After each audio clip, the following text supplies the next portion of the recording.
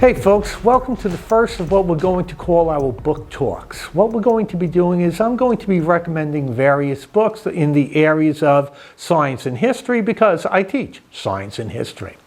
And you know, it's hard enough to write a book, but how about writing a quirky book? Now when I say a quirky book, what exactly is it that I mean? Well, to me a quirky book is a book that's going to take you down the path that's not really used by most people. It's going to be able to take your mind and get you to start to think outside of the box. And by doing so, it's going to draw you into the story. What I've done is I've selected 3 books that we're going to be talking about that I think are each quirky in their own particular way. But the one thing that you have to understand is that all 3 of these books are all going to center around one basic theme, and that is totalitarianism. Totalitarianism is when a government maintains total control of the entire population.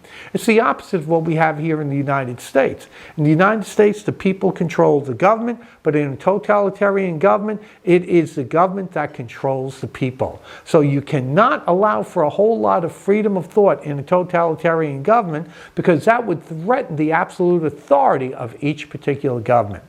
So the first of the books that I've selected, it's a really quirky little book called Breaking Stalin's Nose. Now, the story is all about this boy, Sasha, who grows up in the Soviet Union, and because he lives a relatively safe life, he's not really exposed to the real terror that's associated with the totalitarian government. And this is great for the young man until one day a stupid, childish accident is going to ruin everything, not just for himself, but it's going to threaten the safety and the welfare of his whole entire family. And this rattles him because he always grew up with the image of Joseph Stalin as being this loving, caring person. His personification was very often as Papa Joe. Now, because of a silly thing, this whole safe life is going to be threatened completely. Then Sasha has to turn around and say to himself, well, wait a second.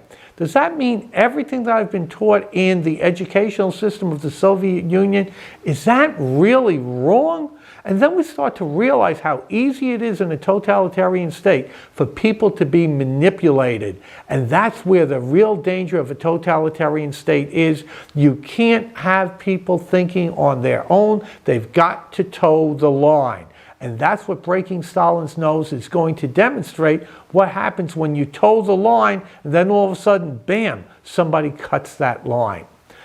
Another example of a totalitarian state is going to be Nazi Germany. The name of the book is going to be The Boy in the Striped Pajamas. Now, if you're taking a look at the cover of the book and trying to get an idea as to what the information is that you find inside the book, that cover's not going to help you a whole lot. And that was done on purpose, which I thought was really cool. Because in the same way you can't penetrate what's inside the book by looking at the cover, people before and during World War II were not able to penetrate inside the Nazi government as they kept a deep, dark secret about the concentration camps.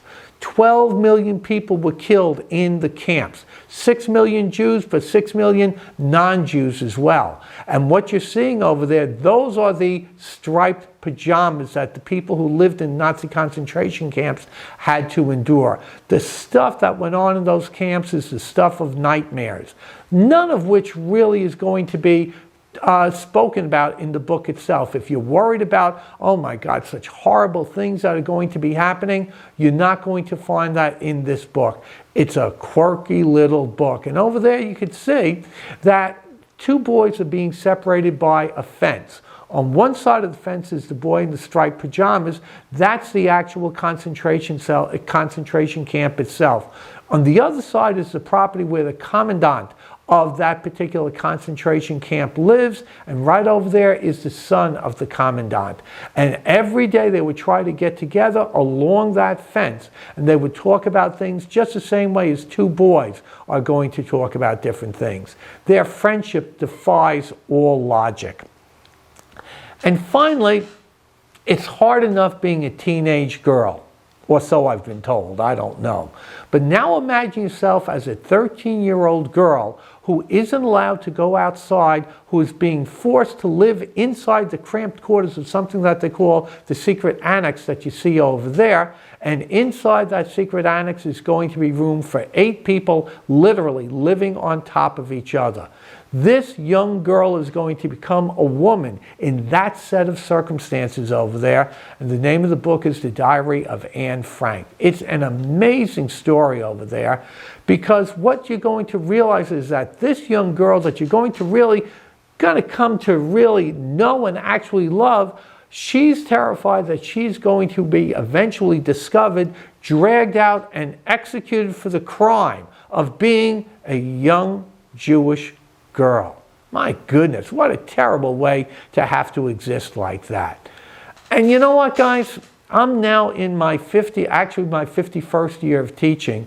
And in all my years of teaching, I've always told kids there are 2 ways to learn history.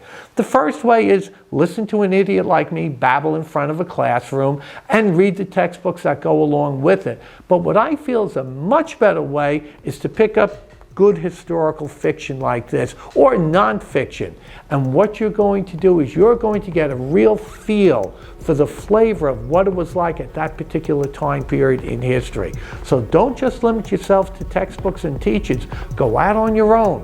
Discover different things that are going to be locked away in quirky books like this. That's how you're going to learn history in a really cool and unique way. Look for the next book talk coming up soon. Thank you, guys.